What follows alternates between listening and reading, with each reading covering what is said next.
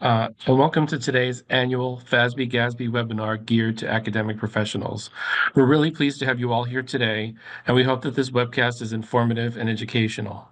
I would also like to add our disclaimer that all views expressed today are those of the speakers.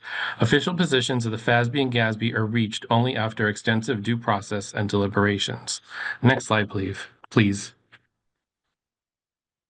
My name is Jeff Cabello, and I'm a supervising project manager on the FASB's not-for-profit team. I will be the moderator and also a presenter on today's webcast. Joining me today are two speakers, Tammy Waymeyer and Jeff Mechanic. Tammy joined the GASB as Senior Research Manager in February 2023. In this role, Tammy leads the research efforts for the GASB, both internally and externally, through engagement with the academic community. Prior to joining the GASB, Tammy served on the faculty of Middle Tennessee State University, first as associate professor and then as professor and the MTSU Accounting Advisory Board Outstanding Professor of Accounting. She taught governmental and nonprofit courses throughout her academic career, and her academic publications focus on governmental and nonprofit accounting and auditing topics. Jeff Mechanic is a senior project advisor for the not-for-profit entities for the FASB. In that role, he provides organization-wide technical and strategic advice on standard-setting activities affecting the not-for-profit sector, guides and facilitates stakeholder outreach with the sector, chairs the FASB's not-for-profit advisory committee, and participates in some of the FASB's broader educational activities. He has extensive experience in the not-for-profit sector and has been with the FASB since 2006. I have been with the FASB since 2014 and have mainly worked on hedge accounting issues. In 2021, I joined the not-for-profit team. I also lead the research and technical agenda projects on the statement of cash flows. Next slide, please. Before we get into today's webcast, I want to get a few housekeeping items out of the way. There are a number of ways to download the slides. They can be downloaded by clicking on the link in the chat or downloading them from the FASB's website by clicking on Educational Webinars tab in the News and Meetings header on the website. They are also available on the GASB's website by clicking on the Educational Webinars and Videos tab in the News and Meetings header. The slides are uploaded in PowerPoint so that you can use the slides in your classes if you wish. Next, to ask a question, type your question into the Q&A feature on Zoom. We will try to get to as many questions as we can on today's webinar. However, the presenters may not have time to answer all questions during the webcast. Please note that both the FASB and GASB offer a free technical inquiry service. The webcast will be archived on our website for 1 year. We'll discuss more about CPE credit on the next slide, but just to let you know that CPE credit is not available to those who watch the archived webinar. Next slide, please. CPE credit is only available to those who view the live program. Today's program will be worth approximately 2 CPE credits, and CPE credit is also not available for group viewing. To receive CPE credit, you must stay on for the required number of minutes. This webinar will be 100 minutes to get approximately 2 CPE credits. We will also stay on for another 5 minutes just to be sure that the time requirement is met. Additionally, you will need to respond to the required number of polling questions. We'll be asking 8 polling questions in total, and you must answer at least 6 of them to earn the 2 CP credits. So there's a little leeway there in case you don't answer all of them. You should receive your CP credits in approximately 2 weeks. Next slide, please. I just wanted to go over briefly the learning objectives for today's webinar. First, to obtain a general understanding of GASB activities, including issued statements. Secondly, to obtain a general understanding of FASB activities, including ASUs that affect not-for-profit entities. And third, understand teaching and research issues in a variety of areas for both GASB and FASB. Next slide, please. Now to our agenda. For the GASB, we'll start off with general news and then discuss current teaching topics and then timely research issues. We'll then cover the same 3 topics for the FASB. We hope to leave some time at the end to answer questions that you may have. So before we get into today's presentation, we'll be doing our first polling question. So if you could push that out, please. The first polling question is, which of the following best describes your interest in today's webcast? Choose one of the following. Do you A, teach government and nonprofit GNP topics, B, research GNP topics, C, teach and research GNP topics, D, neither teach nor research GNP topics? So I'll give you a minute here to kind of answer that. We've actually had a record number of people sign up for this webcast. Normally we've had about max 150, 175 people in prior years, but we had over 800 people sign up this year, and we currently have 448 people on. So we're really, really pleased in the increase in the interest for this. We have people from all around the world and 13 different countries I counted. So it's really, really great. We're really pleased to have you all here today and all the different time zones that you might be participating in. So let me see how we're doing. We might maybe give it another 30 seconds. I can't really see the results, so just push them out when you're ready, and we could see what the breakdown is of the people here who are participating.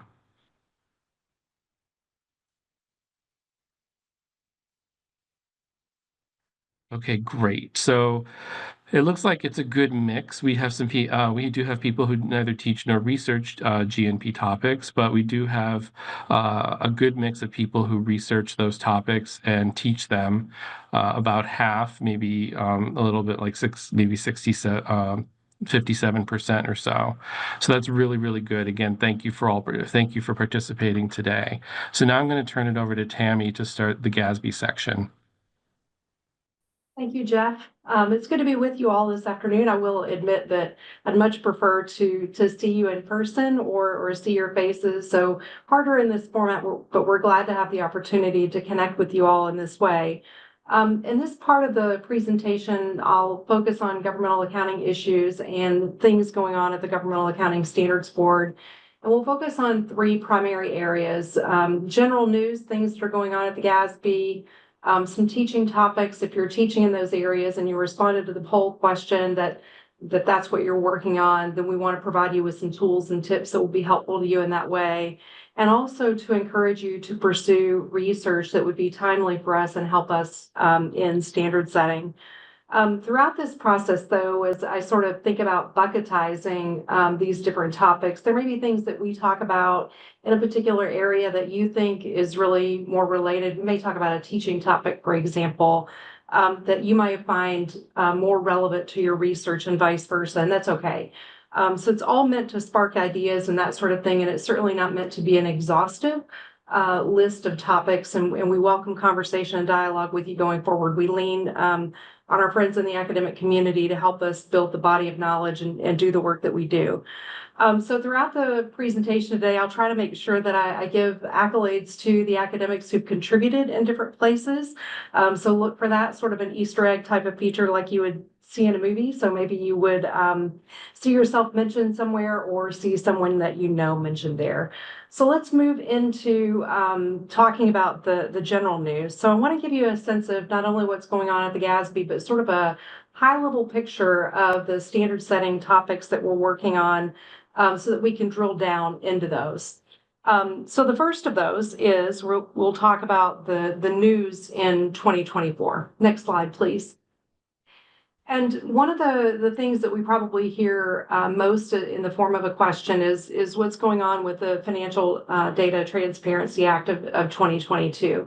So I know a lot of you, if you're involved in this area, are following along with what's going on with that, where there's a rulemaking process for multiple federal agencies, including the SEC, related to municipal securities, where there is an expectation that financial information become more digitized so that individuals can consume it in a better way.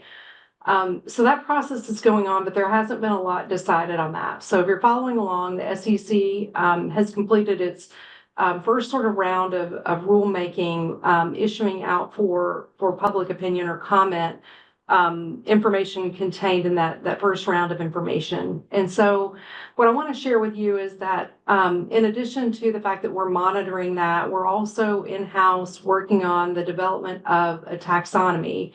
And I will point out that in addition to developing that taxonomy for financial reporting, we don't know at this point whether the SEC would call upon us to be the developer and maintainer of that taxonomy, much like the FASB is for corporate entities. And so at this point, the taxonomy that we're developing would be a voluntary sort of taxonomy that governments could use. So you can find more information about that. Joel Black, our board chair, is speaking regularly at events on this topic, and you can hear about that. We hired this year, we were thrilled to have Miho Sato join us as our new taxonomy project manager, so we're loving that. And then outside of FDTA, and we did have a session on it there, we hosted this year the American Accounting Association Government Nonprofit Section meeting. And I want to thank Nancy Fong and Ryan McDonough for a fantastic organization of that event. So we're glad to host that periodically. And then the last piece of general news that I'll share here is this is the time of year that both the FASB and the GASB are recruiting for our next round of postgraduate technical assistance, and that deadline is November 22nd. And if you have not considered or not nominated students before, I would encourage you to do that for either organization, and specific to us at the GASB. If you have students who are high achieving and who have an interest in the public sector, even if perhaps they've not had a governmental accounting course, that motivation, that desire to work in the public sector often means good things for them if they apply for the PTA appointment for the GASB. So I'd encourage you to think about that. It does take a little work on the part of the faculty member nominating those students, but we are grateful for it. We love working with our PTAs. So next we'll talk about some of the standard setting. And one of the things that occurs to me is at least as an academic, I always struggled with knowing when statements were effective and keeping track of that, because I would often use an annual comprehensive financial report in class, as a sort of tangible example of a set of financial statements that students could immerse into and work with throughout the course of the semester.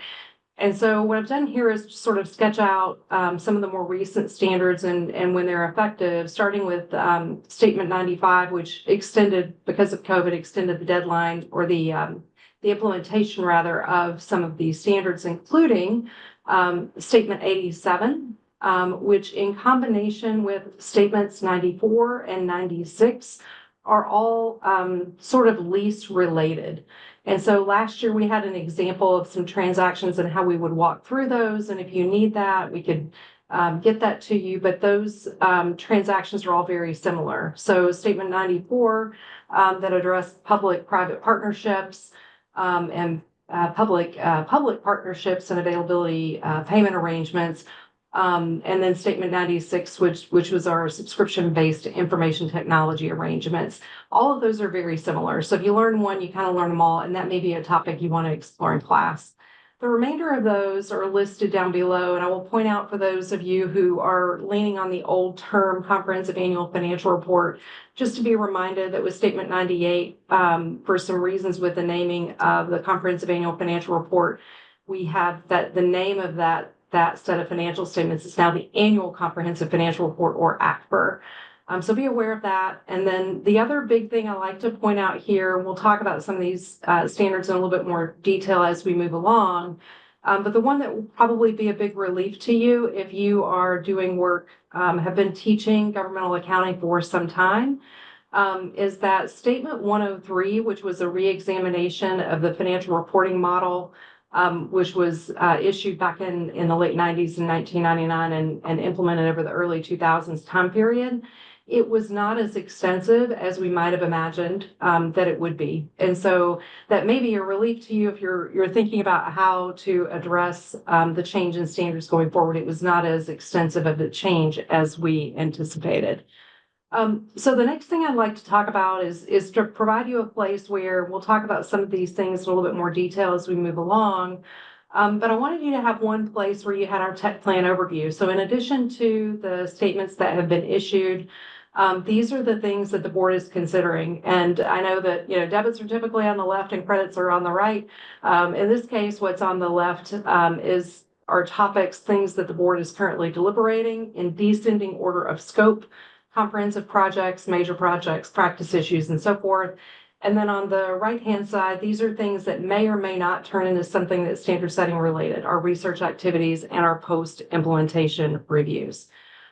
So with that as our backdrop, let's next move into what I like to refer to as sort of teaching nuggets. And one of our PTAs here, Kenny Briggs, says that when I talk about things in nuggets, like when we distill them, that it makes them hungry. So hopefully whatever time zone you're in, you've had the appropriate meal and you're good to go, and this won't make you hungry.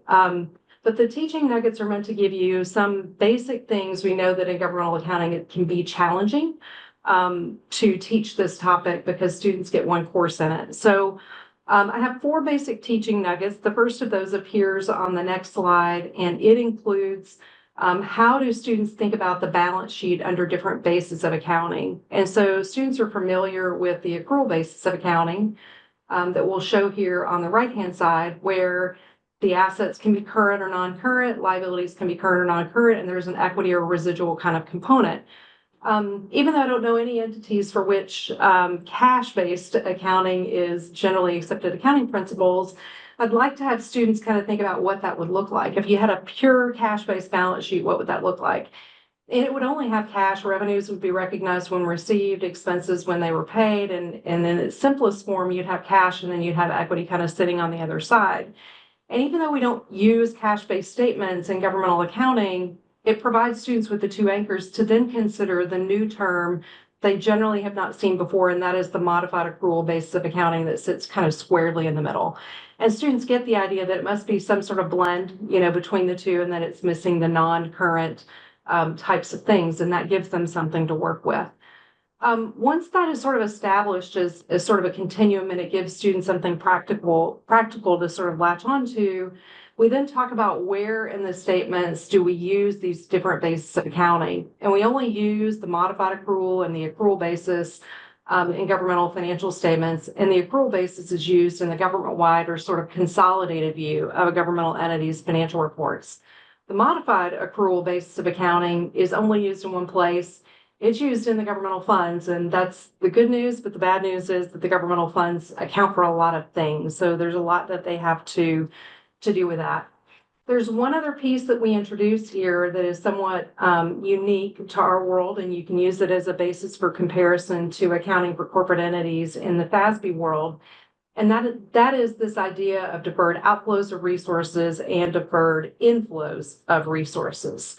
So on the next slide, I want to walk through that a little bit. I think sometimes in governmental accounting, it's better to introduce students to what they know, and then explain things to them, like build upon that basic framework. So they're familiar with the accounting equation. And so what we do here is to drop in those deferred inflows and deferred outflows, which also sit on the balance sheets of governmental entities, regardless of whether they're using modified accrual or accrual basis of accounting in whichever set of statements, where the deferred outflows of resources represent the consumption of net assets by that government that's applicable to a future reporting period. And the deferred inflows of resources represent an acquisition of net assets by the government that's applicable to a future reporting period. And if you don't get to any other part of those deferred flows, sometimes I'll point out that the unavailable property taxes sit in deferred inflows of resources. The next slide, the slide here on revenue recognition is one that I developed in connection with Stephen Bratcher, who's our PTA, who's with us and helping out running the webinar today. And among academics, I assume he's going to be there at one point as an academic. And so we talk about this idea of revenue recognition being challenging in governments because under that modified accrual basis of accounting, governments can only recognize revenue when it is both measurable and available. So Stephen worked to develop a scenario in response to some feedback that we got at a conference in late September. I think it was Kate Yang at George Washington University who raised this issue, that her public administration students sometimes need a little help understanding how revenue recognition kind of works and what the significance of it is. And so the example that we built here has 2 different grant awards in it. One where a sample government is awarded $200,000 in expenditure-driven federal grants in year 1. And if it's expenditure-driven, then we would think about recognizing that revenue at the time that you have the qualifying expenditures. And if we assume that a government did in fact make all those qualifying expenditures in that first year, we would recognize all of that revenue in the first year under the accrual basis of accounting. But we have something extra to deal with modified accrual, which is the revenue, are the resources going to be available within the fiscal year or soon enough after the end of the fiscal year to meet current period obligations. So if we assume in this scenario that we're going to get $100,000 of that $200,000 grant, that we're going to get that within our availability period, however that government defines their availability period, but we're not going to get the other 100,000 until after that period is over, then under the modified accrual basis of accounting, we would only recognize $100,000 of revenue in year one. When we move in year two, if we assume that we don't get any additional grants, but we do get the cash, then under the cash basis, we're thinking about it that way. The revenue would have all been recognized. And under the accrual basis of accounting, all of the grant revenue has been recognized in year one. However, that additional $100,000 that wasn't available for year one is now available in year two. So this gives you a way to link back to the previous slide where we talk about deferred inflows of resources, where the amounts that you are expecting to receive that you don't get until the next year, and enough into the next year you can't meet current period obligations, we're going to recognize that as revenue in year two. So we can see kind of the differences in revenue recognition here. Now, if we move into year three and we assume that we get another grant from the federal government, and it's a $150,000 expenditure-driven grant, and the government makes all of those qualifying expenditures.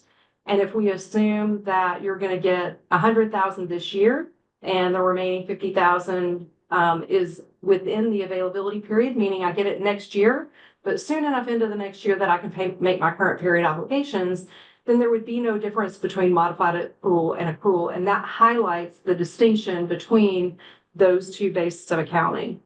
And the fundamental sort of punchline here is this, and that is that overall, once I've recognized for cash basis that remaining 50,000 that was received in the next year, overall what we see is that the total grant awards of $350,000 are the same. The revenue recognition over that time period in total is the same. It's the difference of how I split it out into years.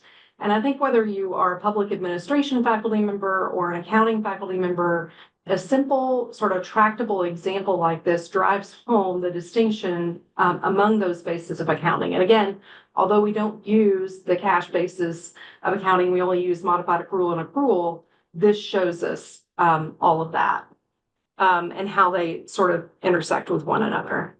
On the next slide, and this was a point that we made last year, so I won't belabor it here, but I don't know how you would have a complete governmental accounting course without students walking away fundamentally with understanding the mapping of what I call the financial reporting model, meaning how do I line up those government-wide financial statements with the fund financial statements?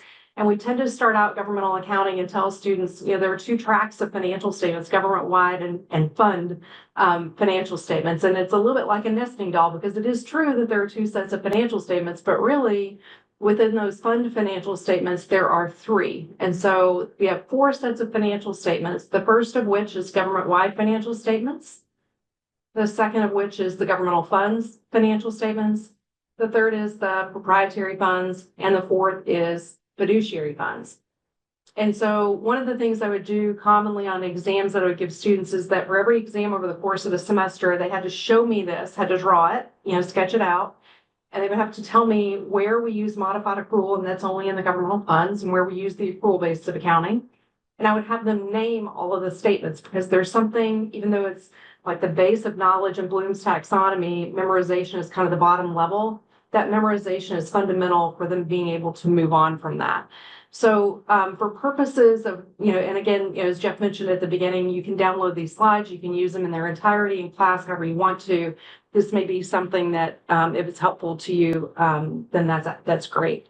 At this point, we'll move to polling question number 2. Yes, that's right, Tammy. So we're going to have another polling question. So which of the following best describes your current place of employment? A, U.S. private university or college. B, U.S. public university or college. C, U.S. community college. D, international educational institution. Or E, other, not an educator. So we'll give you a minute to fill that out and then answer that. We did have one question. I don't know if we I'm not sure if we have an answer to it, unfortunately, about job opportunities for international students. The FASB doesn't really have we have the postgraduate technical assistant program that Tammy mentioned for GASB and FASB, and for those who have completed a 4-year accounting degree or a master's. There's a postdoctorate fellowship program, but that may not be open to international students. I think, Tammy, there's an accounting research network, I believe, that I get emails about, that provides job opportunities or lists job opportunities in academia. I don't know if you get that email or not. I do, and I think the other place that, if it's a job candidate for a faculty position, should definitely go would be the American Accounting Association website that has a career center and always has active jobs listed. And I'll acknowledge too that I think they've expanded where it's not just faculty positions on that list. Oftentimes there are other accounting sorts of roles that are listed on the AAA website. The AAA. Okay. Well, great. Thank you for that. So let's see. If you're ready, we could push out the results. So it looks like a lot of you are at public universities, about 60%. Community colleges, about 9%, and private universities, 16%. And so, yeah, no, it's a good mix here. Other non-educators, only 12%, but this is a good breakout, kind of what we usually expect. So, all right, well, we could move on then. Great, thanks, Jeff. The next thing that we'll do is to move into, with that backdrop of having the teaching nuggets, move into some of the standard setting topics for the classroom. And some of these may be places where you get research ideas as well. On the next slide, we see that there are kind of 3 categories of standard setting topics that you might think about bringing into the classroom or considering for your own research. Those include pronouncements that were recently or currently being implemented, projects being deliberated by the board, and also research activities that may or may not become a standard setting activity for our board. When I think about those projects being deliberated by the board, one of the things you might think about is having students watch part of a board meeting related to a particular topic and having them explore some of the standard setting topics, the difficult sort of financial reporting issues, and have them come up with proposals for something that maybe there's not guidance currently out there for. So as we move into the next slide, pronouncements recently or currently being implemented. I want to highlight that, as Jeff Gabello mentioned at the outset, both organizations, the FASB and the GASB, have a technical inquiry service. And on our side of the house, I think we answer 50 to 80 of those in a month, and we don't hear from academics as much through those technical inquiries, but we're always open to it. We hear from preparers and auditors a bunch. But if you have questions about a technical topic, whether it's one that is recently or currently being implemented, or even one that's been out there for a while, we'll connect you with a subject matter expert to talk with you about it. So let's talk about next the standards that are either have been recently implemented or currently being implemented. And there are 5 that are listed here, and I want to just touch on 4 very briefly, just to give you a flavor for what they are, and then for you to consider whether you would want to incorporate those into your course content in some way, if time permits, or incorporate those into your research. We'll talk later in a little bit more detail about the financial reporting model improvements, where I indicated they were less significant maybe than what we anticipated. But these other 4 are fairly narrow if you look at those. So accounting changes and corrections of errors, that addressed if there was a change in accounting principle, either from one GAAP method to another, or the adoption of a new standard, or a change in reporting entity. And we also have error corrections that were handled in Statement 100. And those were addressed because the board saw a need to update some of the guidance that had been adopted in GASB's kind of earlier years. And so one of the things you might think about here is comparing that and thinking about even changes in accounting estimates and how that works for corporate entities. I know that content is covered in intermediate accounting classes. So it would give you a place to compare, GASB to FASB. The next one that's listed there is compensated absences. And we had literature out there dating back to GASB Statement 16 on compensated absences. but it was updated to reflect some different types of leave. And one of those types of leave, I think the people on this call will appreciate that sabbatical leave is addressed in those compensated absences. The disclosures are still there for compensated absences in the notes to the financial statements, showing the increases and decreases either on a gross or a net basis. And sometimes that can be something fun to explore with students in your class. Statement 102 was certain risk disclosures, and I know that this will out me for the nerd or the geek that I am, but I love this one. You know, you'll love them all when you're sitting at this desk. But certain risk disclosures was a project that distilled down to the elements what really needed to be disclosed related to risk. And the two words that came out of it, and I love this because I think it resonates with students when you can give them terms that they can link to. And the two terms that come out or that came out in that standard were concentrations and constraints. And so we have disclosures now that are required about concentrations, either in revenue, certain types of revenue, or even on the expense side, bargaining agreements and that sort of thing.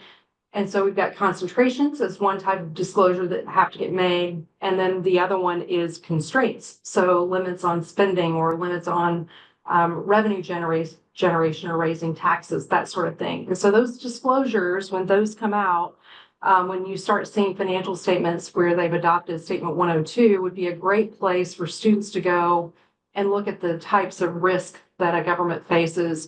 And they could look at one of the required disclosures that governments make is how the government mitigates those risks of a substantial impact associated with those risks. The last one that we'll talk about here is statement 104, which is disclosure of certain capital assets.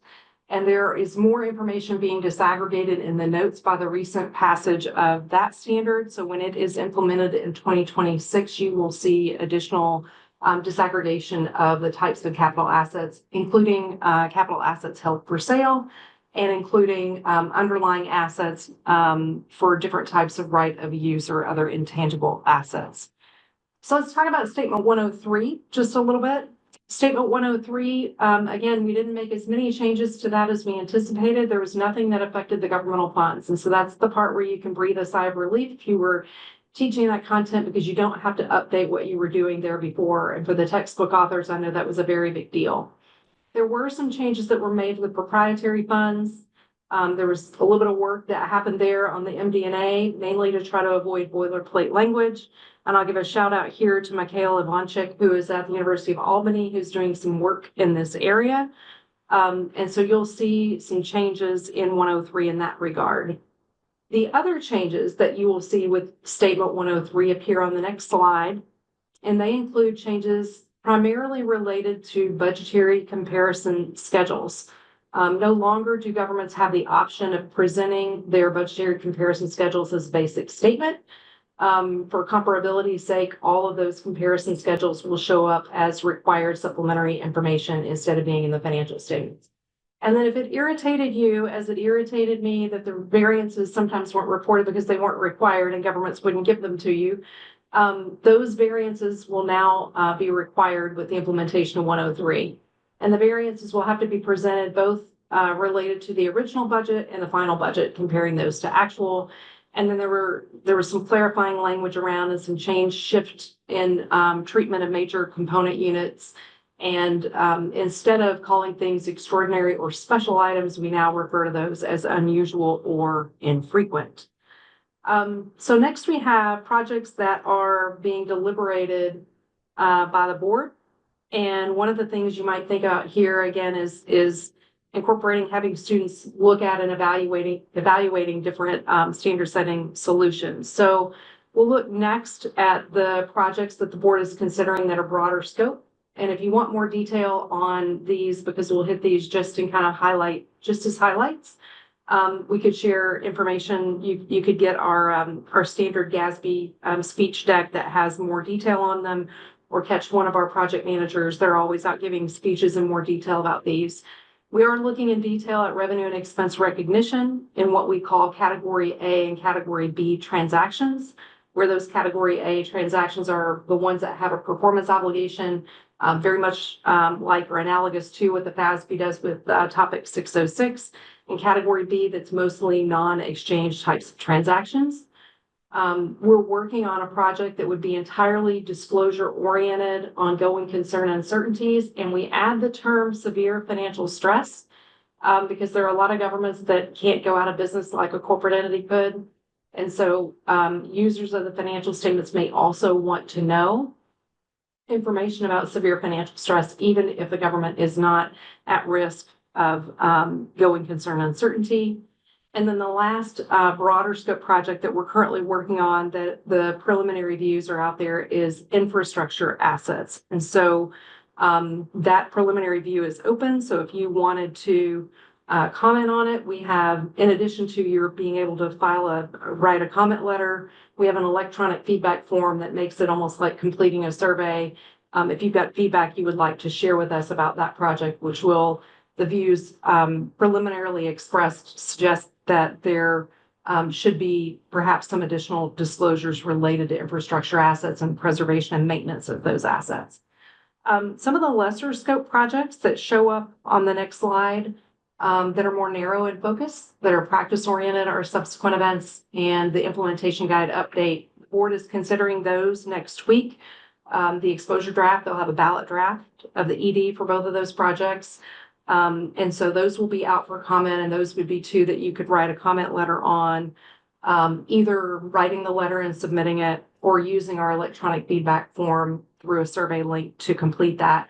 And I will toss out a shout out of gratitude to Bethany Brumley, Keith Cherney, Ann Thompson, and Wei Zhu, who did some work on subsequent events that really was instrumental in us identifying that we needed some clarification about subsequent events. And so the work that they did was helpful in landing that project on our technical agenda. In the next area, let's just talk briefly about the research activities. And if we move to the next slide, we see that there are three: gap structure, gap utilization, and revenue and expense recognition note disclosures. On the next slide, in detail, the gap structure project is evaluating whether the current dual authority, the fact that original pronouncements, that the original pronouncements and the codification both comprise what is our literature and what constitutes generally accepted accounting principles for state and local governments. And the question is, should we continue to maintain that, or would a single authority approach be preferable? And I will point out here that if you're not currently using our GARS, or Governmental Accounting Research System, it's out there and we would encourage you to use it. Every feature in it is free since early 2023. It's available to you to use, and you get the benefit of seeing in the original pronouncements instead of just looking at the PDF. You get an indication of what has changed since that particular standard was issued. The next research project that we're working on is one that I'm leading, is Stephen Bratcher, who I mentioned earlier is helping us out with the webcast today, is working on this with me, and we're evaluating, who's using GAAP. And you might say, well, shouldn't all state and local governments use GAAP? And the answer is each state decides if they want to require that for the governments within its borders. And so we're evaluating what the requirements are, and then we've built a regression model. We'll be presenting the preliminary results of that to our Governmental Accounting Standards Advisory Committee Council next week, the GASAC, and presenting it to the board and final report in December. The next one that we'll talk about is revenue and expense recognition note disclosures. And it differs from the previous two in that it, as we go through this research process, may result in something that is standard setting. And essentially that project is taking the disclosure related elements of revenue and expense and putting that in a separate project because it was not part of the original RER, revenue and expense project. And that's important because the existing guidance on revenues and expenses is pretty limited. We've done some surveys and grateful for Brian McAllister at the University of Colorado Springs for helping pilot that with a class of his. And we'll be doing focus groups on that in the next year to figure out what disclosures users would want. The next slide deals a little bit with research. When we think about monitoring, I know when we toss out that word, it sort of sounds like a passive activity, but our monitoring activities really are more active than passive, including electronic financial reporting, which is where all that taxonomy work is being housed. But these are the other topics that we are considering: cybersecurity, digital assets, ESG, and environmental credits. And we're monitoring those, and there is a fair amount of research that goes into supporting those monitoring activities. So I think that takes us to the next polling question number 3, Jeff. Yes, it does. Thanks, Tammy. Polling question number 3 is, do you teach GASB standards or FASB standards in your courses? A, GASB standards only. B, FASB standards only. C, both GASB and FASB standards in different classes. D, both GASB and FASB standards in the same class. Or E, neither, not an educator. So I don't see any questions. Oh, there is one for Tammy. It says, does the GASB plan to provide some instructional materials regarding how to use GARs? That's a great question, Jeff. There are a couple of resources I think out there for you. I think there's some information on our website, but the thing I think that is the most helpful is we do have a Bridging the Gap, GAAP, Bridging the Gap podcast that you can access. And Michelle Shirkowski on our staff did that podcast that explains what's in GARs and how to use it.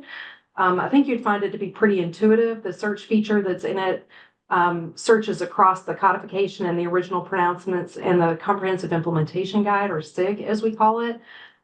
So I think you'll find it to be pretty intuitive, but if not, I think that podcast would be very helpful. Great, thank you. So let's see what the results are on this. It looks like, okay, so we have non-educators, about 63% there, but of those who are teaching this, it is pretty evenly split among GASB or FASB only. And then, yeah, it looks like it's pretty much just evenly split among those who do teach these courses. So that's it. Okay, we'll turn it back over to you, Tammy. Great, thanks, Jeff. The last section for us at the GASB to talk about here is those timely research issues. And I want to point out that when we use the word timely, anything that you do that is of interest to you that's related to governmental accounting and standard setting, either narrowly or broadly, we're going to find that to be interesting. So timely, it's nice if you can line it up with the board's agenda, but we understand sometimes that doesn't happen.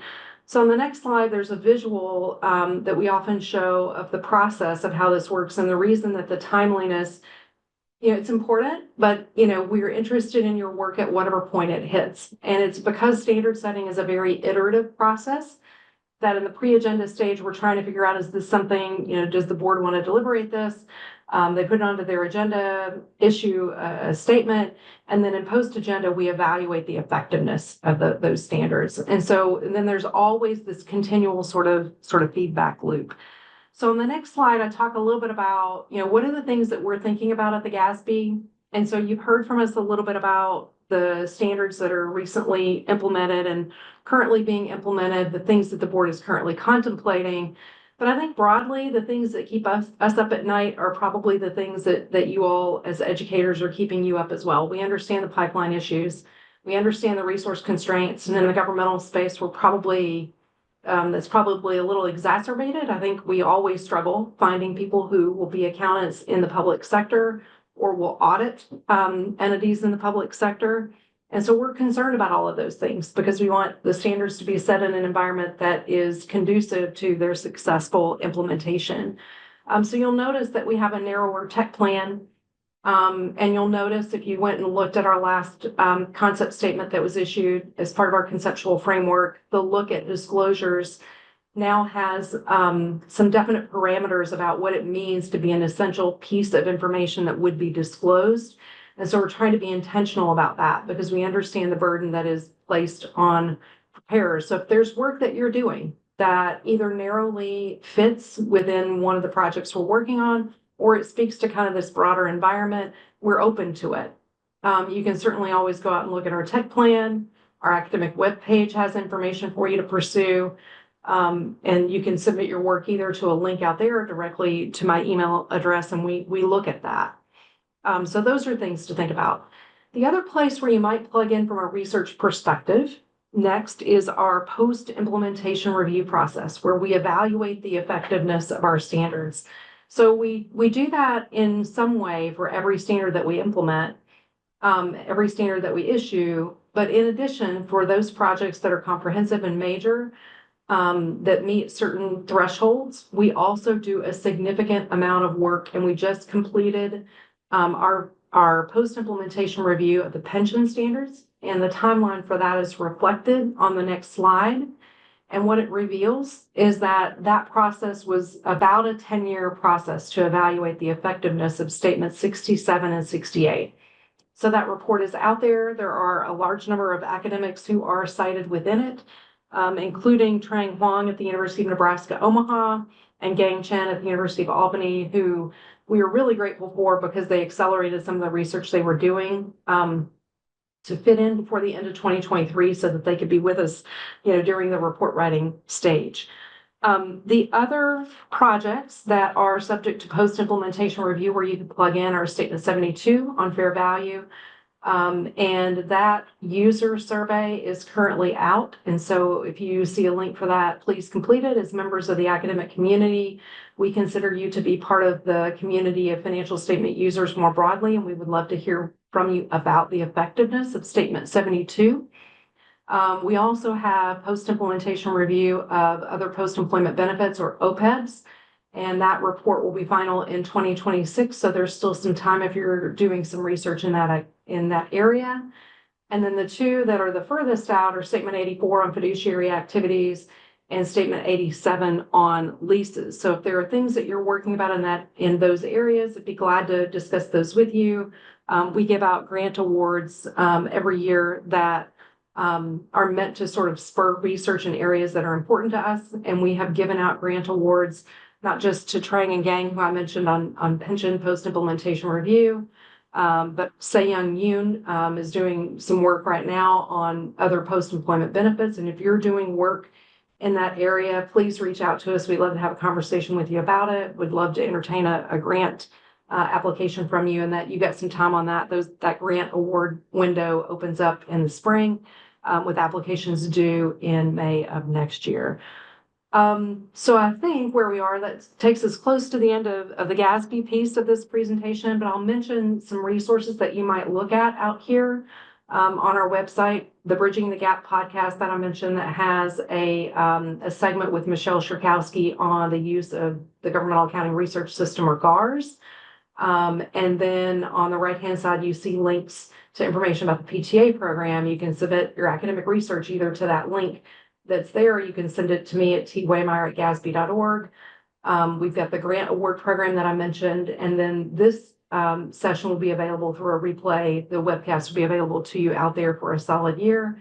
And then we do student visits, whether students come here or virtual visits that we can do to help you out in your classes.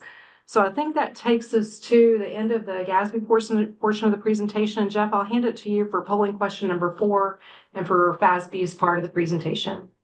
Great. Thank you so much, Tammy. So polling question 4 is, if you research governmental accounting topics, which of the following identifies the sources of data you use? So I think you could choose more than one. Hand collected data, B, U.S. Census Bureau data, C, other proprietary data, D, all of the above, or E, none of the above. I do not conduct governmental accounting research. So I'm going to have a quick look while we're pushing that out into, I don't think we have any open questions at the moment. But yeah, we're going to, as soon as this polling question is over, I just wanted to let everyone know that we're doing a screen share switch to the FASB section. So you may lose the slides briefly for a second, but they will come back on. So don't panic unless they don't come back up. Then of course let us know. But that's going to happen right as soon as we push out the answer to this polling question. So if you have the answers, please it'd be great if we could see the answers.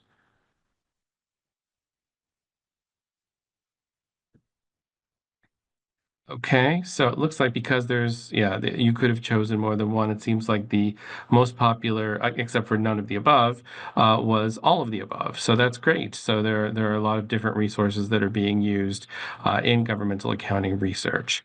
So now what we're going to do is do the screen sharing switch, and then I will start my section.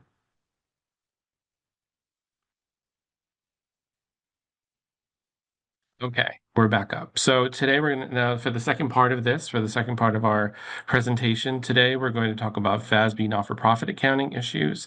And we're going to follow a very similar approach to what we did in the previous section. So we're going to talk about general news, teaching topics, and then timely research issues. So I will be doing the teaching topics, and Jeff Mechanic will be handling the general news and timely research issues. Next slide, please. But before we get into those, we're just going to do some general introductory slides. So what these are we're just going to talk about our new FASB website. So the FASB website has been updated, just so you know, FASB.org, to just improve the navigability of it. Same information that's on there, but it's improved navigability. I think that you need fewer clicks to get to various parts or various pieces of information like standards issued or current projects, and also very easy to access meetings. So we just wanted to let you know, if you haven't seen our website, that that it has been updated. And next slide, please. We also wanted to point out our academic research or academic landing page. In PowerPoint, you could click on the red text, and you can go straight to that academic resource page, excuse me.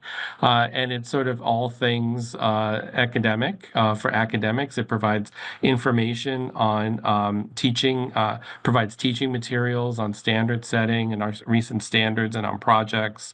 It also includes a research portal where you could submit your research to us, which will be reviewed. I think Jeff Mechanic's going to talk a little bit about that in a minute as well. It has information on our recent research symposia. So we held one in April last year in conjunction with the University of Chicago on intangibles, and that's now closed, but there is some information there that you could look at. And then there's also information about our upcoming symposium on cash flow information that will be held again in conjunction with the University of Chicago on April 4th, 2025. Unfortunately, the paper submission deadline is next week, November 15th, so probably too late to submit a paper, but there is a lot of information about that upcoming symposium. We're also going to be, as lead of the cash flow projects that are on the research and technical agenda, I'm also going to be involved in planning that symposium. So just wanted to point this out to you as a resource for academics. Next, please. Next slide, please. And just wanted to also give you information about an archived webinar that we held on September 6th. And this was another academic webinar, but it was only for FASB, and it was more of a generalist webinar. So it wasn't this webinar is focused on academics who teach governmental and not-for-profit accounting. This was more of a general webinar for FASB, a general FASB update for academics. Again, you could click on the link. You could listen to an archived version of it. However, you will not be able to get CPE credit, but you can listen to it. And it provides some additional information that won't be provided today, updates in September, and various projects and issues that don't apply to, could be useful for those that don't apply to not-for-profit accounting, like the recently issued standard on disaggregation of income statement expenses, or last year's statement on segment reporting is also discussed in that webcast. So now I'm going to turn it over to Jeff Mechanic to talk about the next section.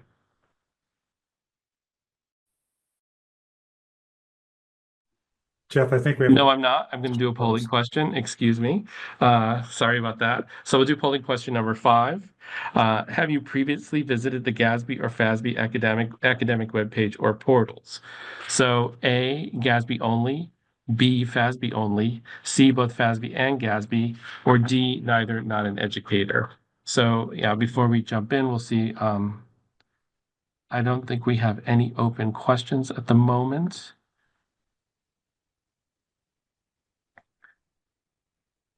But I think we did have a question. Actually, there is a question about the technical inquiry service that Tammy mentioned, both and how that works. So essentially, you could send in a question to the FASB or GASB through our separate technical inquiry services. That question will be assigned to a staff member, and that staff member will provide you an answer generally within 2 weeks.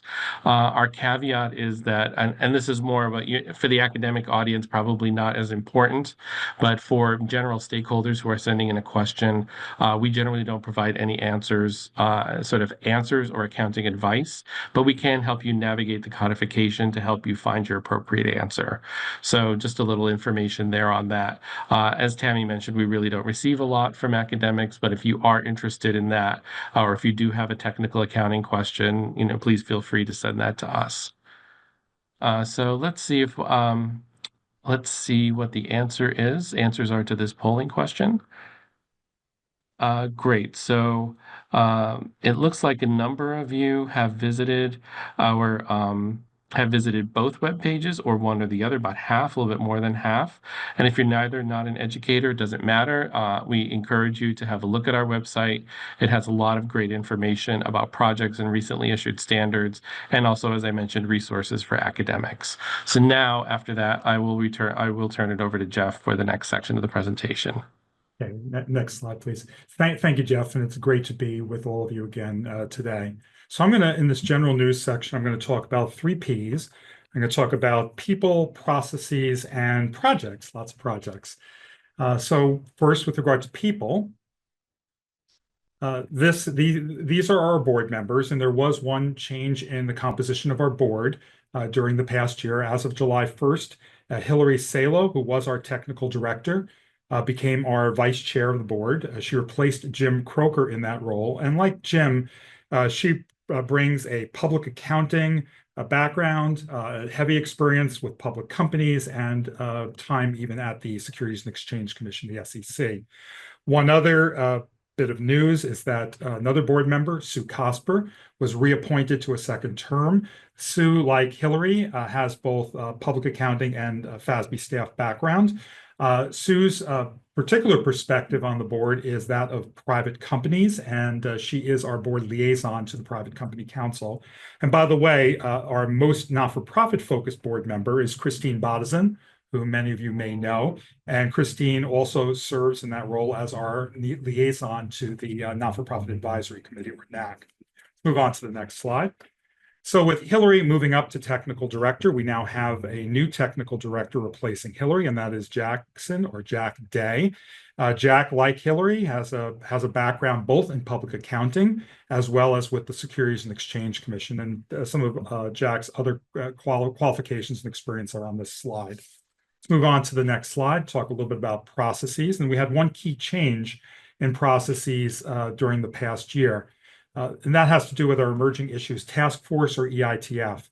In more recent years, this has been a group that the FASB had referred projects to, especially those that are narrow, interpretive type projects, and especially those that involve diversity in practice out in the field. The EITF would meet, they try to reach consensus, and if they did, then that would be subject to a FASB ratification and, of course, due process before it could become any, a change in GAAP, a change to our codification. With these more recent changes, these more recent changes have particularly been focused on the front end of that process. Now the EITF can directly receive and address agenda requests that come in, as well as address requests that have come in that have been referred to the EITF by our board chair. Then they will deliberate and try to reach a proposed solution, recommend to the FASB, if they do, to add a project to the FASB's agenda and to ratify the EITF's proposed solution. And then, of course, go through public due process. The first issue that the EITF addressed under this new process was one on determining the acquirer when the acquiree is a variable interest entity, clearly not a not-for-profit issue. But the issue that the EITF discussed last week on issuance of new debt to replace old debt It's a narrow issue involving multiple creditors under certain circumstances. This is one that would apply to not-for-profit organizations. The board will be meeting on November 20th to see if they want to ratify this. We'll add this to the project and then ratify the EITF solution. Stay tuned. We'll see what the board does there. This could be potentially a changing gap that could affect some not-for-profit organizations. Let's move on to the next slide. Now we're going to get into projects. First, this slide is an overview project. This is a snapshot as of November 4th. And on here, you'll see that as of November 4th, there were 14 projects on the board's technical agenda. Those are projects that are actively being considered by the board for changes to GAAP. There are 7 projects on the research agenda. The research agenda is a pipeline of potential projects into the technical agenda. The EITF nowadays functions more of a, sort of a type of pipeline into the board's agenda, a different type of pipeline. And I already mentioned the project that they're currently considering on issuance of new debt to replace old debt. Conceptual framework, our work, the board's work is now complete on that, and I'll have something to say about that shortly. And we have 3 formal post-implementation review projects on revenue recognition, leases, and credit losses. And again, I'll have more to say on that shortly. Move on to the next slide. So this slide has the details of most of what's on our technical agenda. These are the projects that have to do with recognition and measurement, the underlying accounting, as opposed to presentation or disclosure, which will be on the next slide.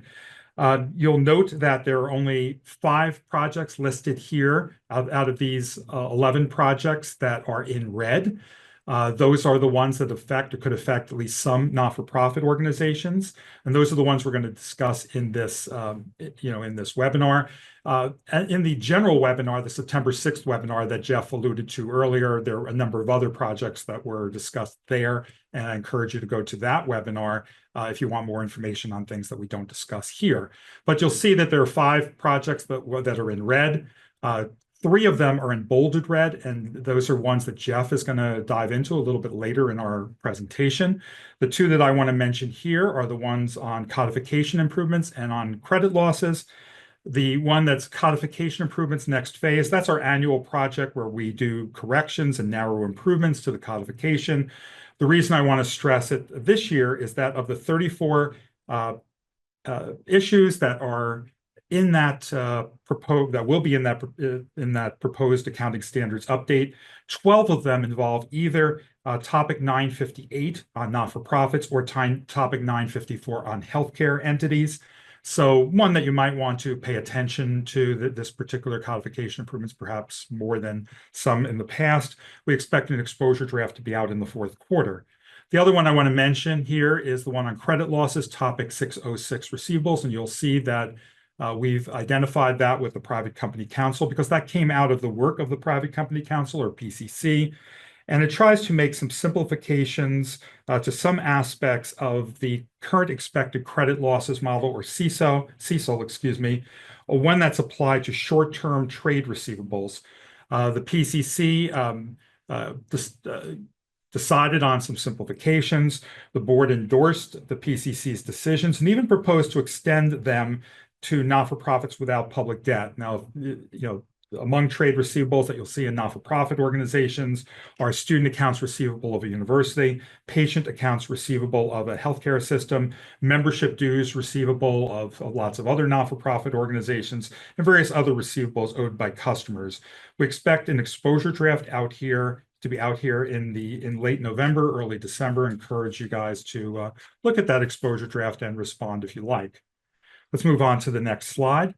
These are the remaining 3 projects having to do with presentation and disclosure, and you'll see only one of those is in red. That's one on interim reporting and narrow scope improvements. And what we're trying to do there is to bring more clarity and more consistency regarding when disclosures are required, not just in annual financial statements, but also in interim financial statements, such as quarterly ones.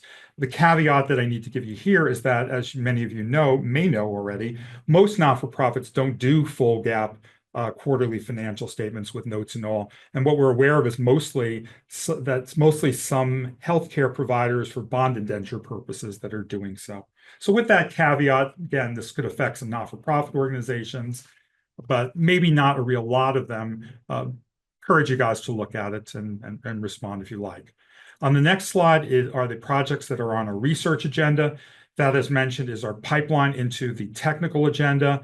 And it would make it, some of these may make it onto the technical agenda if a majority of the board agrees that they meet 3 criteria, that they involve pervasive issues, that there's one or more technically feasible solutions that could be implemented in a cost-effective way, and that we could sufficiently describe the scope of the issue, which is sometimes the most difficult thing to do. The one that I want to flag here for your attention, I'll have a slide on this in a few moments, is the one on agenda consultation, where we're going to ask the public what should be on the FASB's agenda over the next few years. Where should we be working to improve GAAP, in this particular case for not-for-profit organizations? But obviously, this is a broader consultation than just not-for-profit organizations.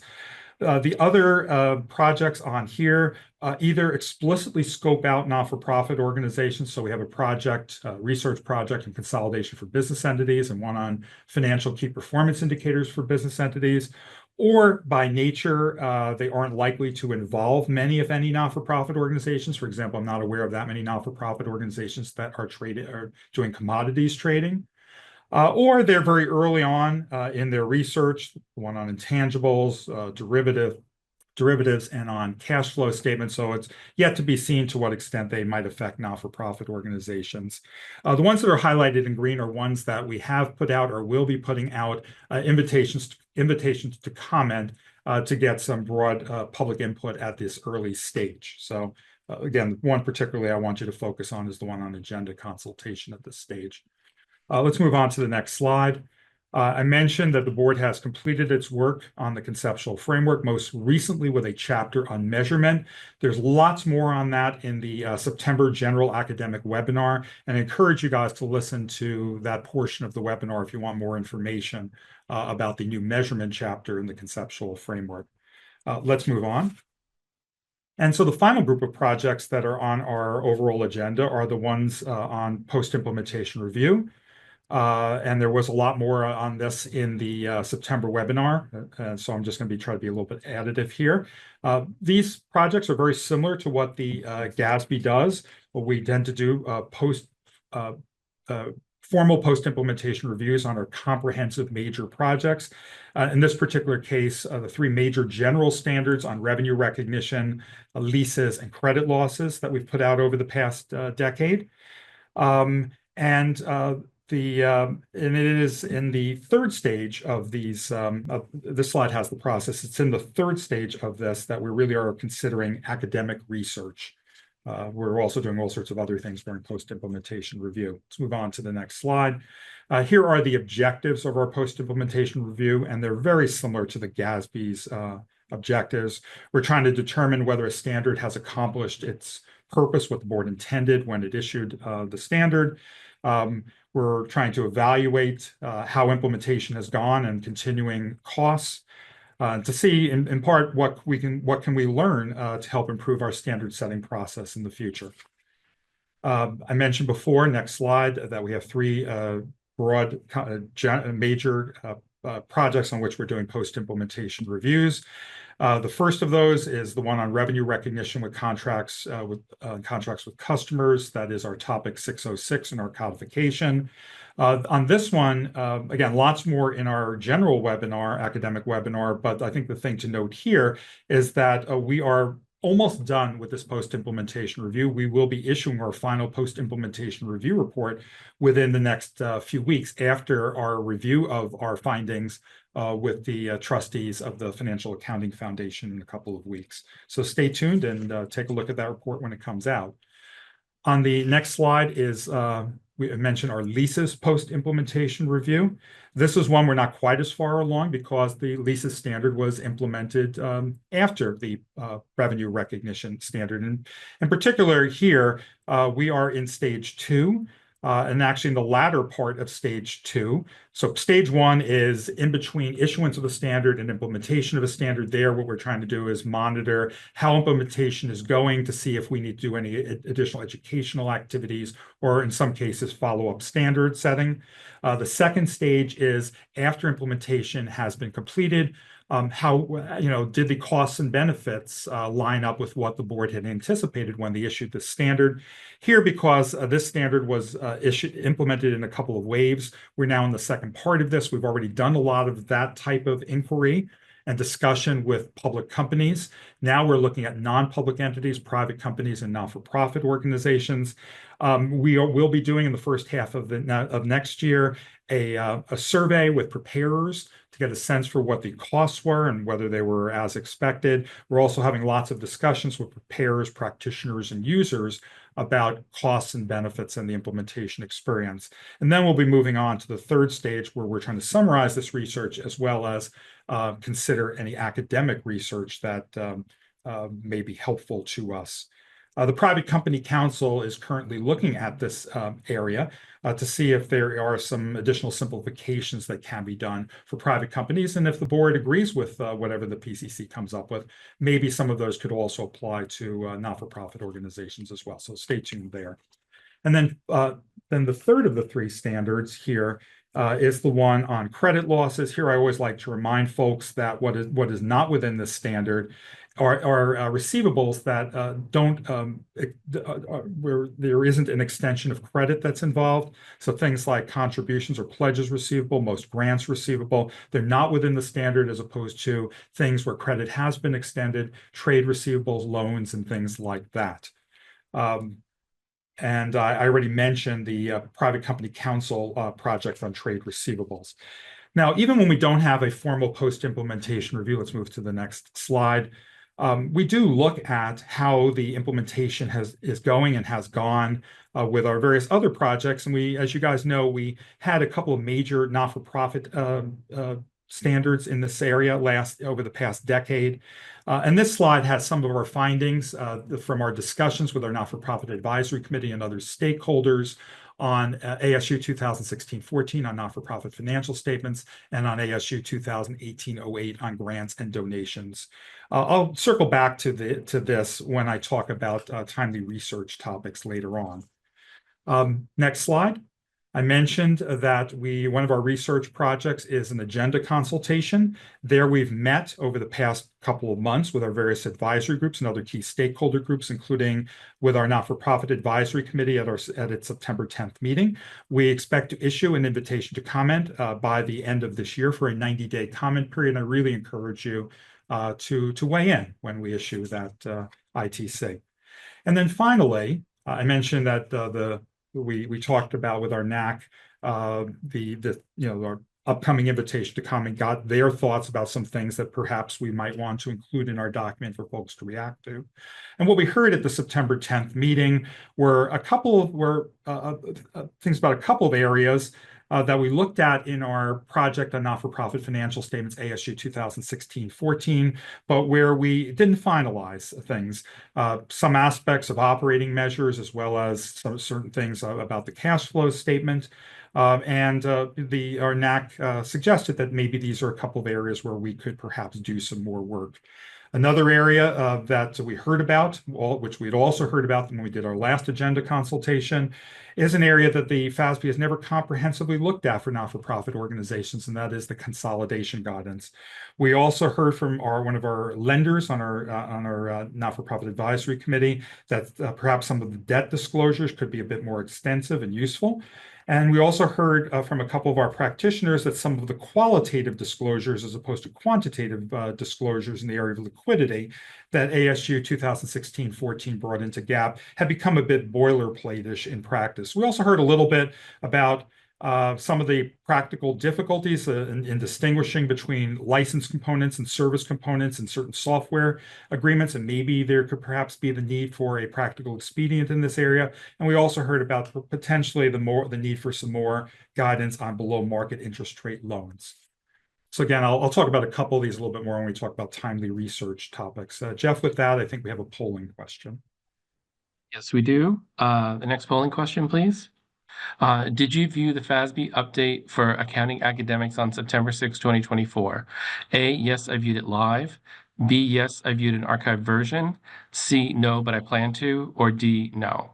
So yeah, while we're waiting for that, Jeff, there was a question about the relationship between the conceptual framework and how that's integrated into standard setting. I was just wondering if you wanted to say something about that. Yeah, thanks, Jeff. Well, the conceptual framework is not authoritative gap. It is a tool for our board. It provides them with a framework with some questions and so forth to consider as they are setting standards. So while it helps guide the board, there is not a direct linkage of the codificate of the of the conceptual framework into the codification. It is an individual standard by standard set of decisions by the board. Okay, thank you for that. I don't know if are we ready to show the results of question 6?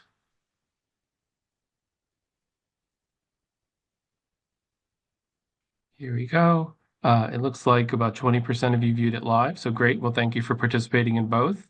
And another 3% looked at the archive version, and another 20% want to. So that's great. Now we really appreciate that you do follow our webcasts and follow what's going on with the FASB. So now moving on to the next section. This is my section.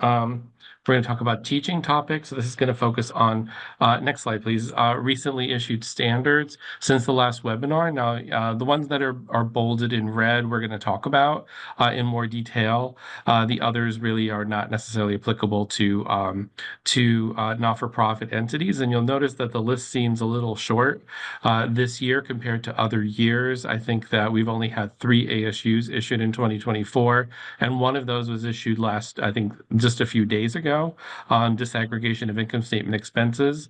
Now, that project is for public companies only, and not-for-profit entities are not in scope. And the main reason for that is because not-for-profit entities already have a robust disaggregation principle by function and nature for expenses. So yeah, so we really are a little bit lower on the number of ASUs that have been issued this year. I think there may be one more that is expected to be issued this year. The reason for that is because of the last invitation to comment and the last agenda consultation in 2021, we had a lot of standards that were kind of moving at the same pace, right? So they're all kind of moving into this exposure draft stage. So I do anticipate that 2025, the list of ASUs may look different. It all depends on how quickly they move through the pipeline through our redeliberation process, but many of those could be issued in 2025, or they may sort of go into 2026. But I would see that this list could be the list of potential standards could be increasing over the next 12 months. So next slide, please. The first ASU that we're going to talk about is crypto assets. Now, this standard was issued last year as part of our agenda consultation. So this one moved a bit more expeditiously because there was many stakeholders indicated a more pressing need for us to develop gap on this as soon as possible. So this project was issued later last year. And the reason and we received over 400 comment letters on just this issue alone of the 470 comment letters that we got, I believe. So there was a request for a pressing need to issue gap in this area. The reason is that there wasn't any gap technically. There was non-authoritative AICPA guidance that was issued that said that cryptocurrencies should be recorded as an intangible asset at cost less impairment. And I'm going to use Bitcoin a lot in my example here because that's I'm not a cryptocurrency expert, and none of the team. I think we actually have Nick here who ran this project, but I think that sort of as a good example of what was intended here, so and what was not intended as we go through the scope. So actually stay on the previous slide. Sorry, one of the feedback was that on that non-authoritative guidance is that the accounting did not reflect the economics as an intangible asset at cost less impairment. You're only assessing sort of downward movements and never any upward movements, because once you impair an intangible asset, you cannot write it up. And also you have to constantly assess for impairment, which leads to restatement risk. And then presentation and disclosures were not consistent because there was no official GAAP presentation and disclosure requirements. So next slide, please. So the board decided to move forward with this fairly quickly.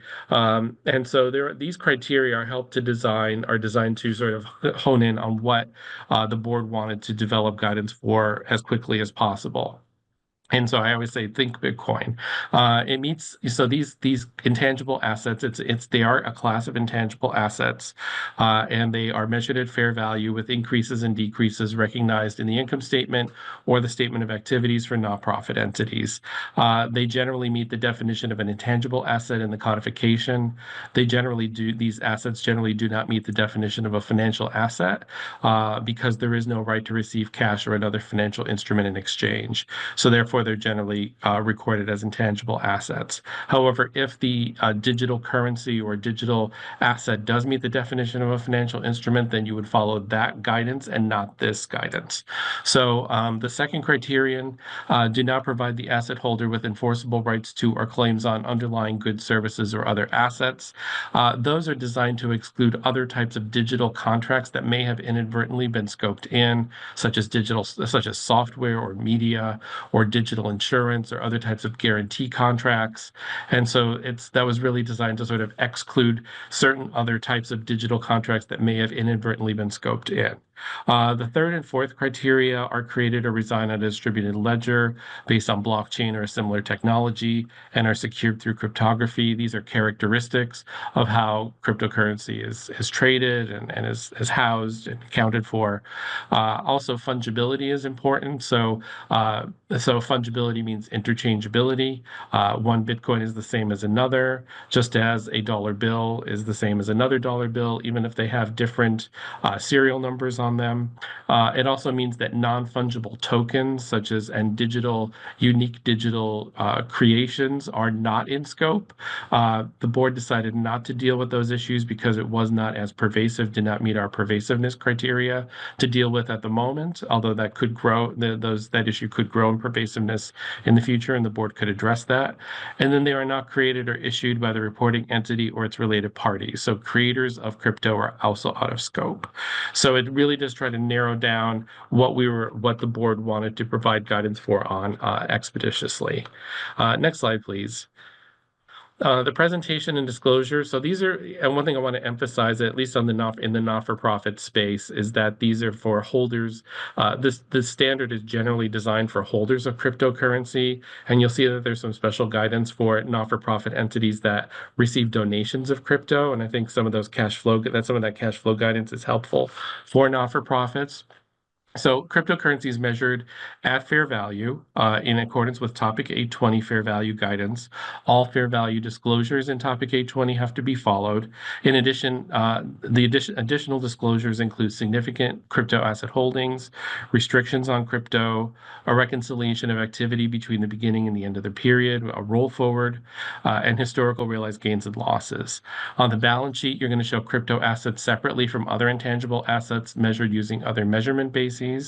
And then on the income statement or statement of activities, you're going to show the gains and losses separate from the amortization and impairment of other types of intangible assets.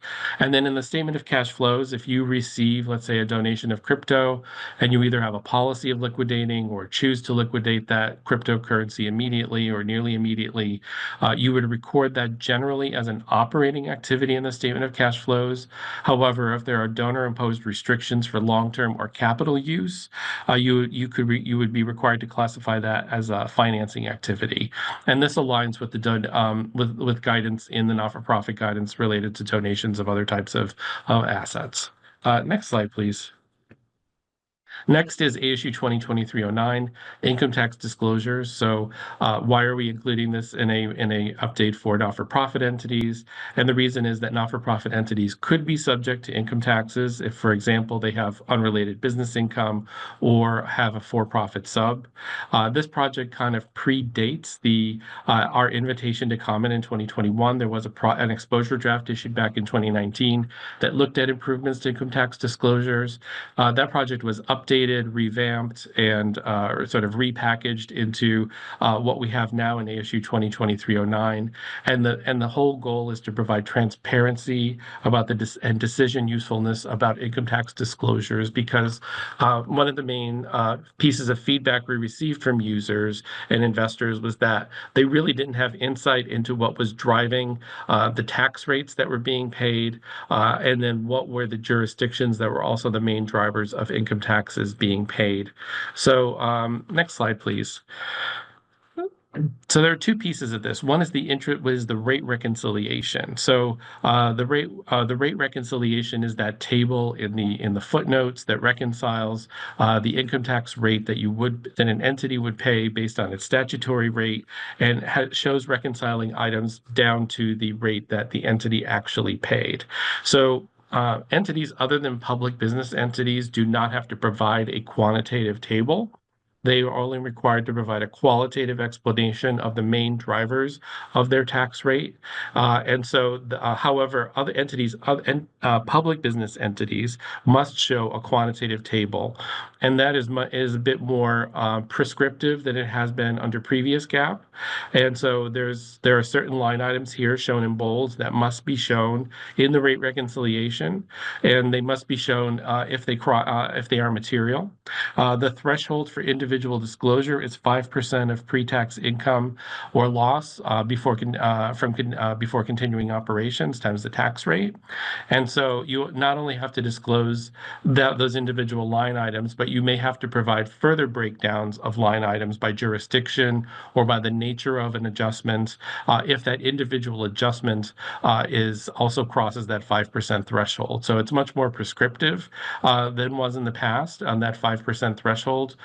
Again, not-for-profit entities don't have to make that disclosure, but we just wanted to point out what public business entities would be required to do. Next slide, please.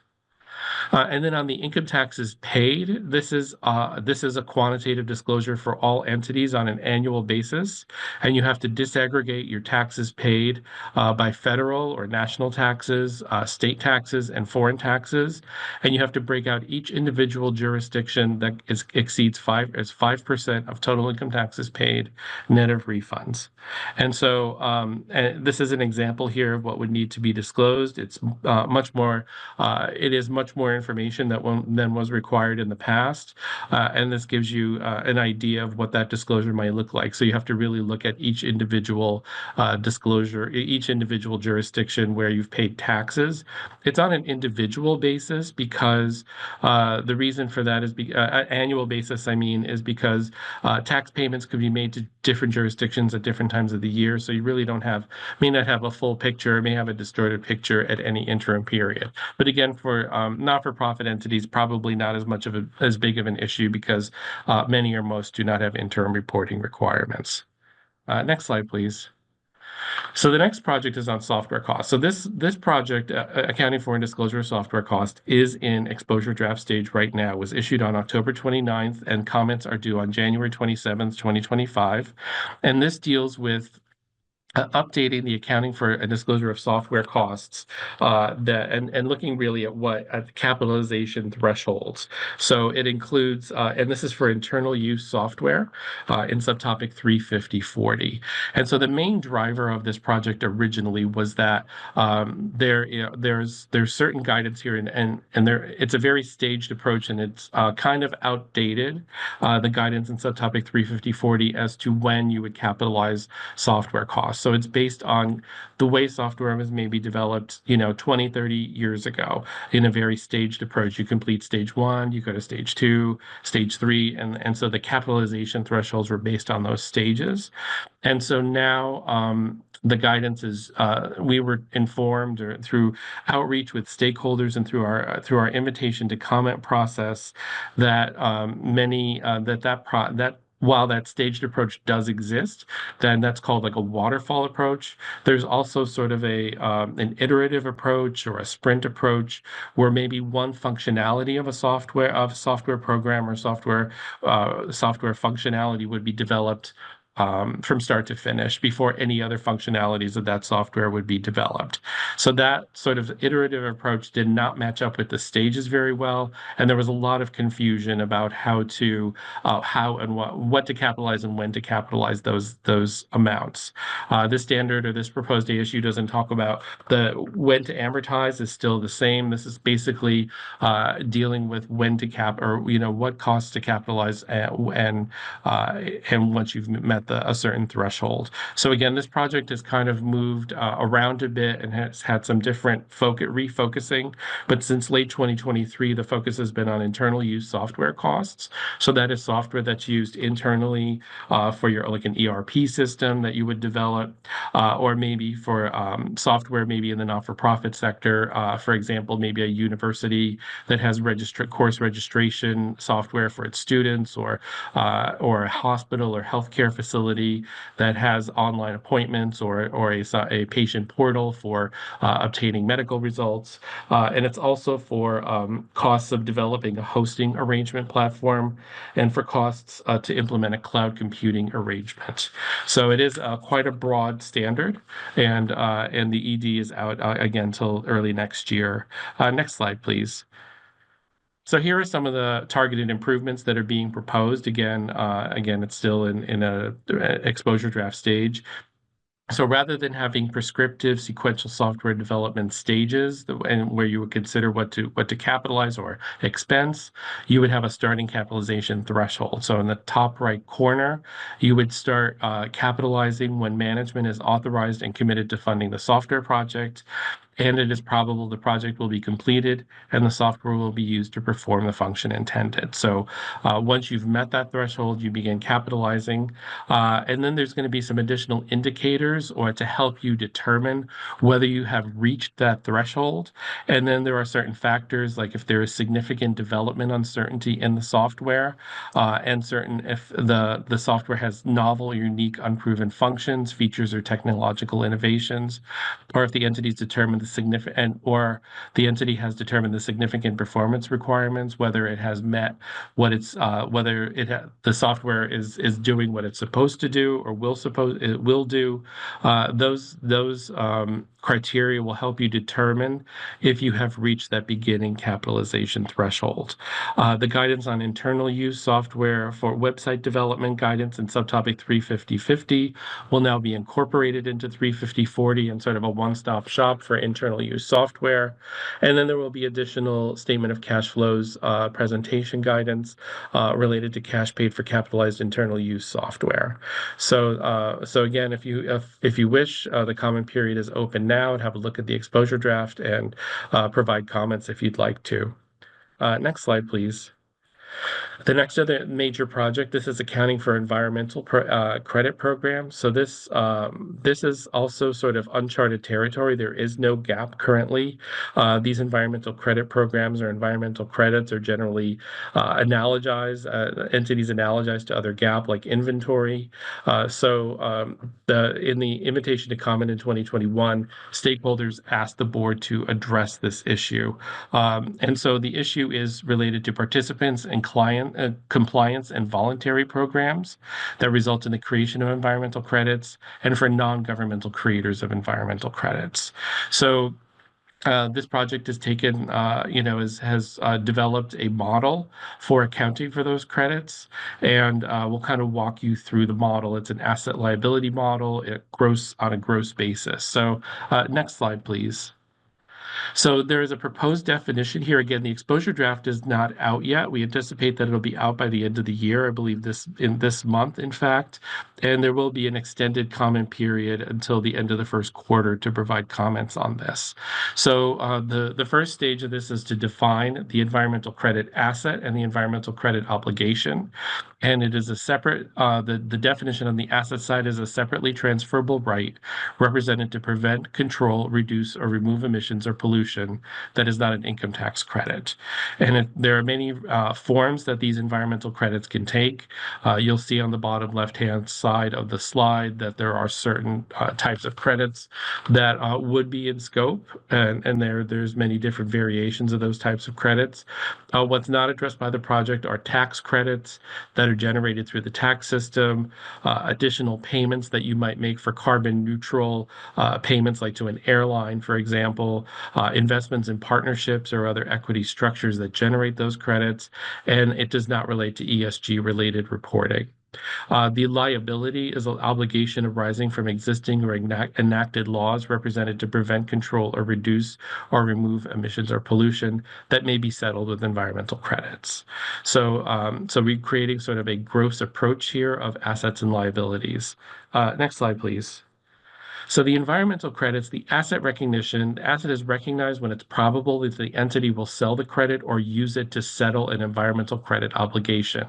Otherwise, the credit would be expensed. So for example, if a not-for-profit entity was holding or acquired a credit or purchased a credit to offset the carbon footprint of other entities, other manufacturers, for example, then that would be expensed as incurred because it is not being held to offset a liability or wasn't sold. It does not meet the definition of an asset. They'll generally be measured, those in assets will generally be measured at cost less impairment. And then there is going to be a proposal for an accounting policy election for certain types of credits that are traded to record record those at fair value under a fair value option. This is a growing market for what we understand. It's not a huge market at the current time, but there's a proposal to fair value those for those entities that would be trading them. Next slide, please. And so the liability is again, a liability would be measured as of the date of the balance sheet date, or as if the reporting period or the compliance period for remitting those credits is the balance sheet date. And so there's sort of two pieces to this liability. One is the funded portion, and that's the number of credits that you hold already to satisfy the liability. So if you hold 500 credits and your liability is 500 credits, then you hold enough credits to satisfy your liability, and that would be measured, that portion of the liability would be measured at the value of the assets.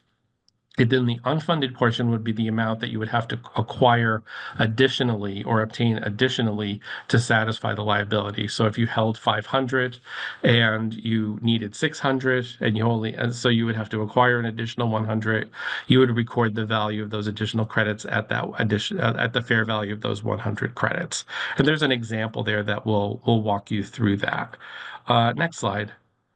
And then there are some additional disclosure requirements that are going to be triggered about regulatory and compliance information about regulatory and compliance programs that give rise to environmental credit obligations, information about the programs, and certain quantitative disclosures. Again, this will be, I would say, stay tuned for the exposure draft. I believe it's coming out this month, definitely by the end of the year, and there will be an extended comment period for this proposal. Next slide. Derivative scope refinement. So this is another one, could affect not-for-profit entities. I think this is an issue. The exposure draft the comment period is already closed on this. It closed on October 21st. So the board will be analyzing the comment letters and the staff analyzing the comment letters, and we will begin redeliberation in the coming months. The main issue here is that under GAAP, under topic 815, if your transaction meets the definition of a derivative, you have to account for that transaction as a derivative, that is at fair value with changes in fair value through earnings or in the statement of activities as applicable. And so there are some questions, but there are some scope outs, and there are some scope outs in topic 815. And if your transaction meets one of the scope outs, you do not have to account for the transaction as a derivative. And so there are always some gray areas about certain types of transactions, whether they did meet the definition of derivative, and some new types of transactions that also there were questions about. So some of the older questions were about like pharma, for example, where you might have some sort of in developing pharma, you might have a new pharmaceutical, a new drug, whether an FDA approval would trigger, derivative accounting. So whether you received FDA approval or not, there was always a question around that. And then a new one was ESG-linked financial instruments. So, for example, if an entity issued a bond, an ESG-linked bond, with say a 5% interest rate, that would increase to, let's say, 6 or 7%, some sort of penalty rate if the entity did not meet its ESG targets. There are always questions about whether that trigger would lead to derivative accounting. So the board decided to revisit the different scope outs and had made a proposal. So on the next slide, you'll see that essentially it's a scope exception, a new scope exception for contracts with underlyings based on the operation or activities that are specific to one of the parties of the contract. So if the metrics in the contract are related to the financial statement metrics of one of the parties, like KPIs, net income, or the occurrence or non-occurrence of an event, even if it's in the control of that one of the parties, generally would not meet derivative accounting requirements. Now, there's a lot of fine print here and a lot of potential exceptions, but that's the general principle that the board was trying to get at. So what I'm going to do now, I think that's my last slide, is we'll quickly jump to polling question number 7. So which current project or recently issued standard would you find most interesting to teach your students about in the future? A, crypto assets, ASU 2023-08. B, income tax disclosures, ASU 2023-09. C, software development costs. D, environmental credit programs. E, none of the above. Were there any questions while I was presenting? Yes, Jeff, there was a question about whether the board was, I'm paraphrasing, is likely to take on a project on non-fungible tokens. Yeah. We'll see what we hear about in our upcoming agenda consultation, but there wasn't, we haven't heard from lots of stakeholders a great need for us to take on a project here. And as Jeff said, the board was really trying to put something out expeditiously to respond to lots of respondents to the 2021 agenda consultation when they limited the scope of the crypto asset standard to just to fungible type assets. Okay, great, thank you. So let's see what the answers are on this, which you would be interested in teaching. If you teach, okay. Crypto, definitely interesting. I think that's an interesting topic for everyone. But yeah, the others are pretty evenly split for those. And then a quarter of you said none of the above. That might mean that you don't teach anything, which is fine. So we're going to quickly, just for the sake of time, we're going to go over just a few more minutes. We're at time now, but just go over a few more minutes to make sure that you get your CPE credits. I'll turn it over to Jeff. Yeah, and again, as you early on, Jeff, you had indicated that we would be going over 5 minutes just to make sure everyone gets their CPE credits. So in these 5 minutes, and we still have to push out a polling question, let me just talk about timely research topics, issues for the FASB. Next slide, please. Early on, I talked about the post-implementation review projects, and one of those projects we are now at the stage of considering or about to consider academic research, and that is our leases post-implementation review. So if you have done any research that gets to the implementation of that standard by not-for-profit organizations, certainly would welcome your paper there. Let's move on to the next slide. And then a few other potential research topics. First few of which have to do with the major not-for-profit standards from the past decade. First 2 of those issues having to do with ASU 2016-14. First, with regard to liquidity disclosures, I mentioned earlier that during our recent NAC meeting, one of our members talked about the qualitative disclosures brought in by ASU 2016-14 having devolved a bit into boilerplate. Well, ASU 2016-14 added significant disclosure requirements in the area of liquidity, both qualitative and quantitative. We really would be interested in any research that's been done or could be done on whether those disclosures have provided users with decision useful information, including how they may have evolved over the past 5 or 6 years since initial implementation, and any thoughts about any potential amendments or clarifications that may need to be made. Another area having to do with 1614 was an area that was not finalized in that standard that has to do with intermediate operating measures.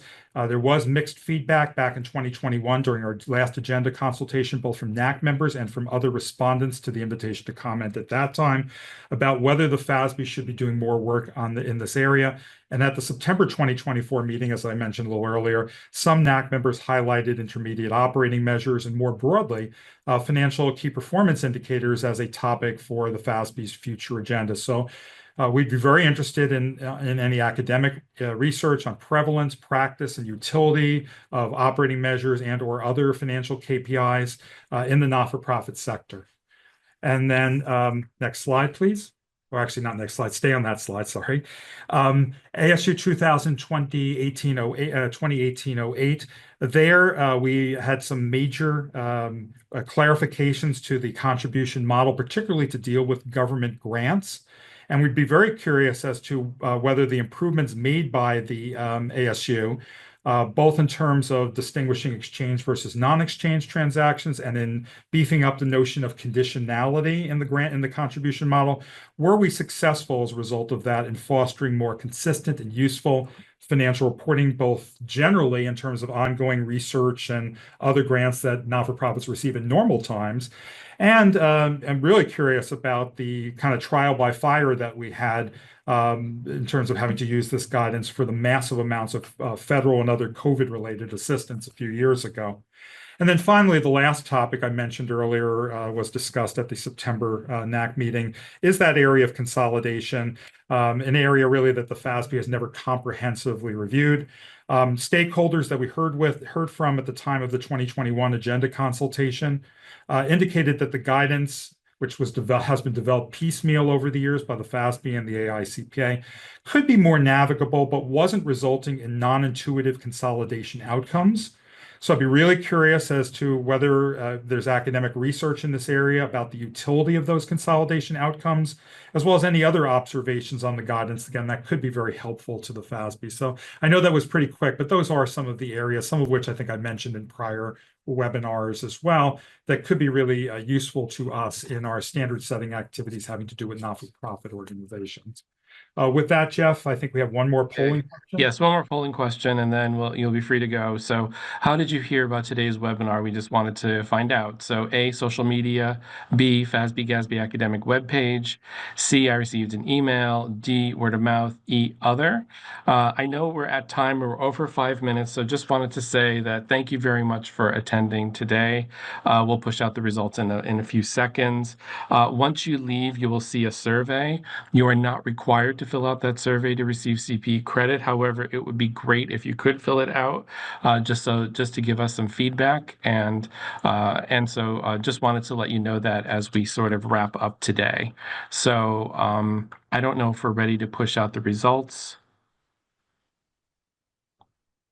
But received an email. So we know the email works. That's really good. We're really glad about that.